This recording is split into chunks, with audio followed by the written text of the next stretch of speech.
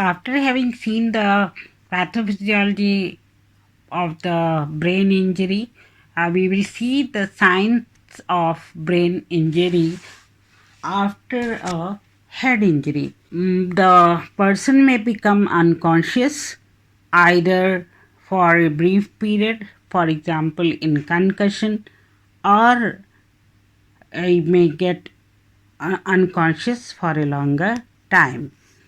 Then the second sign and symptom is fits or seizures. So patient may get fits or seizures, that means dore padna. And third one is problems with the senses such as hearing loss or the double vision. So what happens, we have to remember here कि some unconscious patients lose their hearing and they cannot hear, but most of them can hear even when they are unconscious. So we should not say any negative thing while the around near the patient, either by the doctor or by the nurse. We shouldn't utter any negative point in front of the patient.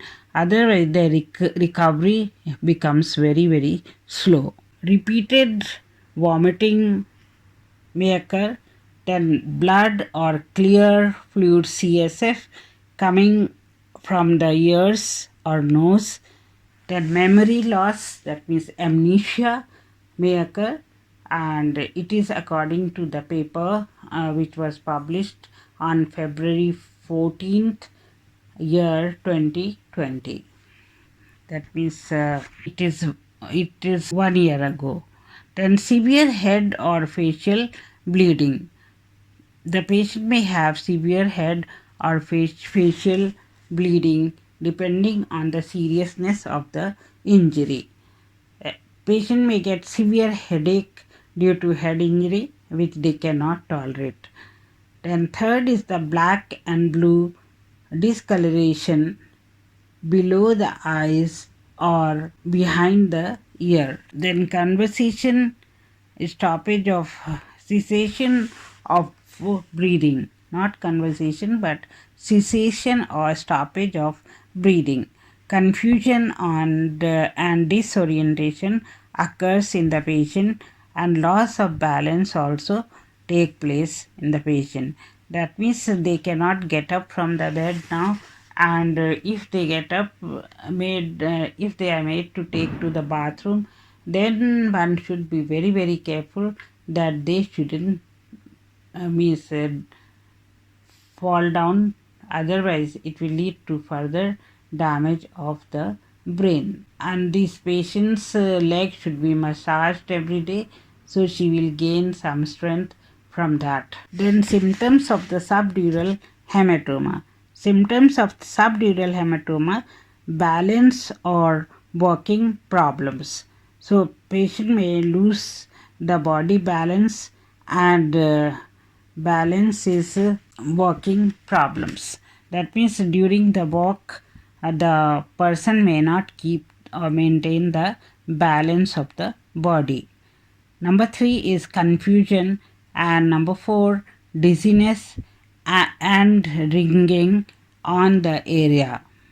Dizziness and ringing on the area, then headache, and after the headache is severe nausea and vomiting, and next is losing consciousness, and next seizures, and next is sleeplessness, and next is brain shrinkage or atrophy. This is more common in adults.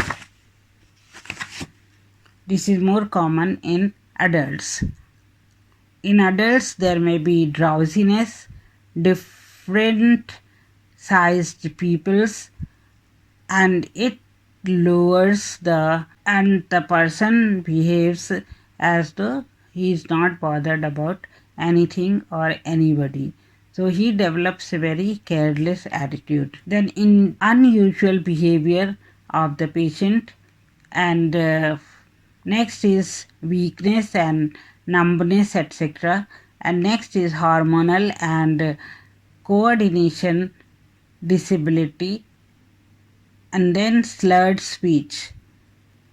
Cognitive changes may be some attention difficulty, for example, conversation and protection from the dogs, or protection from the counters, or protection from the buying of the things. Memory problems may occur. They may forget the things, and orientation problem may take place. If you orientate the patient at some time, the next time they forget it. How did this come? Who brought this thing? Hair dye? Who did that? Who did this? So like that they become disoriented. Then problems related to the employed, marriages, and retirement. This will be dealt by home or school management. Then next is management of head injury. Now let's come to the management of the head injury. If any of the above three head injuries has occurred in the body, then what is the management? First of all, home management of the head injury. Mild head injury can be treated at home by lying down position and keeping a cold pack on the head wherever there is swelling on the head. Number 3 is the Tylenol. Tylenol is given as a pain killer, non-steroidal anti-inflammatory drug it is, and such as aspirin, ibuprofen should be avoided in the patients because they can cause severe bleeding. Now we will see the first aid in head injury treatment. If severe head trauma occurs, then keep the person still until the medical help arrives. Keep the injured patient lying down and quiet. Head and shoulders should be slightly elevated. Then stop any bleeding. Apply the firm pressure to the mound with sterile gauze or a clean cloth, which for changes in the breathing and alertness. Then head injury precautions. What are the head injury precautions? Number 1, do not wash around that bone which is stuck in the head and which is deep and bleeding a lot. So don't remove it, because that may cause profuse bleeding and patient may die due to the severe hemorrhage. Then do not remove any object sticking to the injured area. Then initial management of the serious patient. So we have to see the 5 things, that there is airway, patient is breathing easily. Then number 2 is breathing, we have to check and count the respiratory rate. Then number 3 is circulation, and 4 is the dysfunction or disability, and 5th is external management. So first of all, we have to focus on the prevention of hypoxia. That means lack of oxygen in the body is known as hypoxia. So that should be prevented. Control of elevated ICP. ICP means intracranial pressure. So that should be controlled.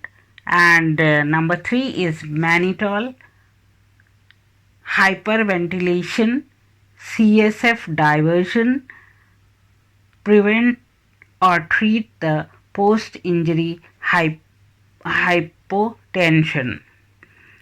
Avoid measures that decrease the cerebral perfusion, and keep the resuscitation set ready near the patient bed.